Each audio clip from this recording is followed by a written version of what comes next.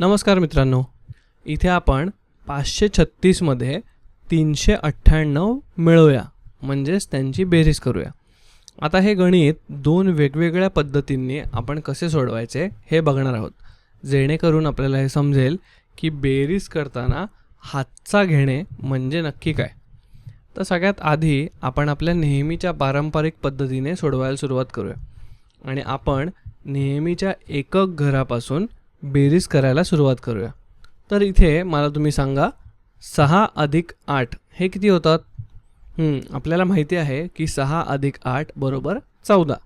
तर आता उत्तराच्या चौकटीत लिहिताना आपण पाहू शकतो की 14 मध्ये 4 हा एकक आहे आणि आपण 4 हे एककाच्या घरात खाली लिहूया आणि उरलेला एक दशक म्हणजेच तो एक दशक दर्शवतो, जो एक दशक म्हणजे 10 हे आहे आणि म्हणून हा एक दशक आपण हातचा म्हणून दशकाच्या घरात वरती लिहूया.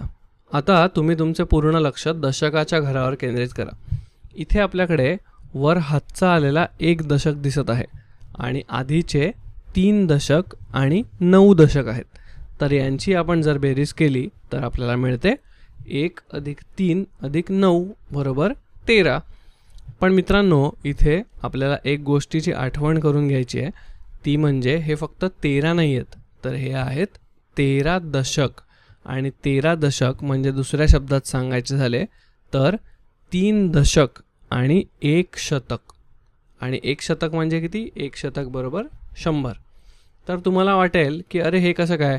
तर लक्षात ठेवा, जेव्हा आपण दशकाच्या घरात बेरीज करतो आणि जेव्हा आपण 1 दशक अधिक 3 दशक अधिक 9 दशक असं करतो, तेव्हा प्रत्यक्षात आपण किती करत असतो?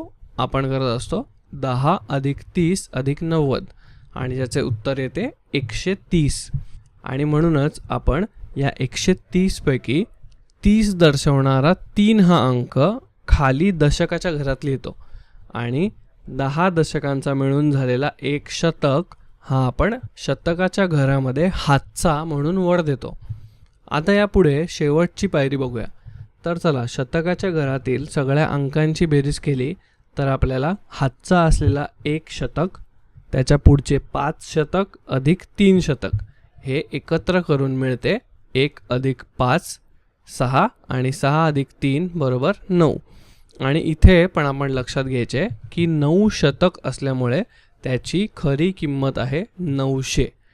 म्हणजेच आपण प्रत्यक्षात इथे बेरीज केली 100 अधिक 500 अधिक 300, ज्यामुळे उत्तर आलं 900.